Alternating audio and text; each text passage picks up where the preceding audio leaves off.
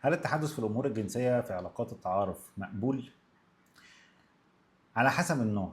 يعني لو انتوا دلوقتي بتتكلموا على اساس ان التعارف ده بنية ان احنا نعرف فكر بعض عن الجنس، كل واحد شايف الجنس ازاي، كل واحد يعرف ايه عن الجنس وايه مفاهيمه عنه، وازاي تقربوا لبعض علشان تفهموا فكر بعض عن الجنس، ده مقبول.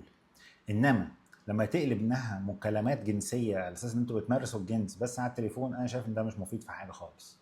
مش ده اللي هيعرفكم بعض، ومش ده اللي هيخلي انه يكون في تفاهم احسن، ويكون علاقه مستقره اكتر ما بينكم.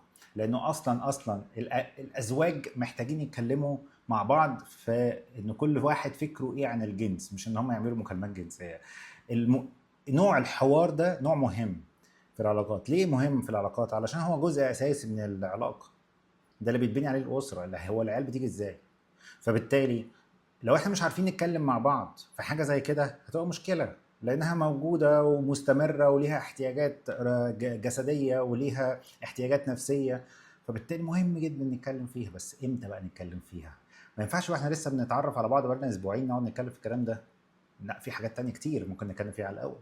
فبالتالي لما يكون في خطوه رسمي، حاجه جد، حاجه في فتره خطوبه، الكلام ده، يبقى ساعتها اللي هي الخطوه اللي خلاص احنا كده كده داخلين على الجواز، وكده كده داخلين على المرحله الجنسيه. وبالتالي نتكلم في فتره الخطوبه عن فكر كل واحد في الجنس، مش نعمل مكالمه جنسيه.